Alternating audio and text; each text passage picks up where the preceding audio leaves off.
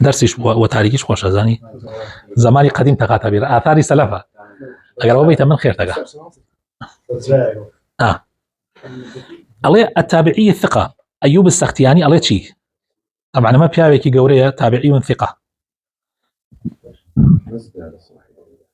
ئەڵێ ئەیوبی سختیانی ڕەحمەتی خوای لێبێ ئەڵێ هەر صاحب بدعەیەک هەر خاوەن بدعەیە تا کۆشش بکە سبحان الله زیاتر لە خوا دوورەکەوێت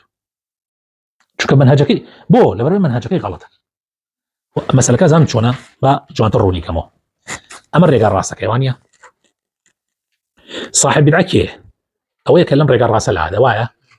کاتی یەکەم جا لا ئەدەی یەکەم جا کە لا ئەدەی لادانێکی گەورە نییە یەکەم جا کە لا ئەدەی لادانێکی گەورە نییە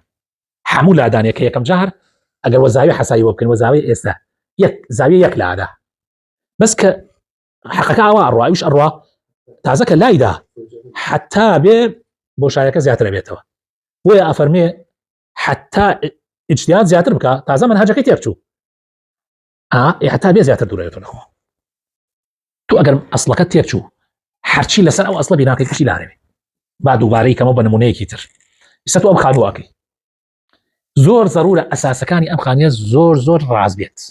ئەساسەکە حەساوە چونکە ئەگەر ئەساسەکە لار بوو هەرچی بلۆکێ بخیتە بانی زیاتر لاریەکەی دیارە هەر بلۆکێ بخیتە بان ئیسە یەکەم جار لەوانەیە یەک بلۆکێ تۆزێک ئاوا تۆزێ لاری هەبێ بەس دوای ئەوە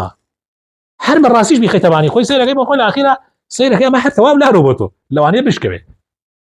بۆیە ئەفەرمێ ئەوە حد صاحب بدعة هەتاین کە اجتهاد بکە زیاتر هێنە بێ هەروەها التابعي فقيه الفقيه حسان بن عطية أفرمي ما ابتدع قوم بدعة في دينهم إلا نزع من سنتهم مثلها سبحان الله شخصية جوانا أفرمي هالقوم يكاتك بدعية دامز لينا إلا بشيك للسنة لا أدرها شونك سنتها مش لكي قرتوها يعني إسلام دينك كامل وشامل لحر شوينيكا بدعية بين شوينيكا أو بشا لو بشا سنتك نامينه بۆ نمونە وا داینا حسابی بۆ بکە مثلا فەرشێکی سپی جوان داخلی لێرە قطعی یەقڕایە فەرشێکی سپی جوان لە هەر شوێنێک و لێی ببڕی یا شتێکی ڕاشی ناشرین خەیتە سەری چی ئەشارێتەوە لەو سپێتی ئەشارێتەوە چەند یەک شتە ڕەشەکە ناشرینەکە شتە ڕەشەکە زیاتر بێ ئەوە زیاتر لە سپێتێکە ئەشارێتەوە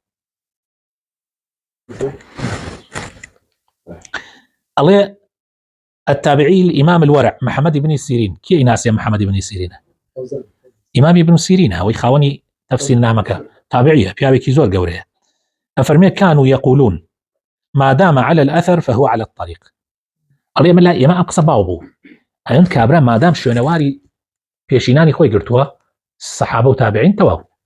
أما على سر يقاكا تواو سر يقا حقك كلا إذا لربازوان تواو ترسل قردانا بي بويا لزماني هەرچی فیتنەکانە هەیە ئەو فیتنانەی کە ڕووی داوە لەناو ئومەتی ئیسلامە تا ئێسەش لە هەرچی زەمانەکانە هەیە سەیرەکەی ئەوانەی کە لەگەڵ ئیمامە گەورەکانە بوون نەفەوتیانە دینیان نەفەوتەوە ئەوەی کەوتووە لەگەڵ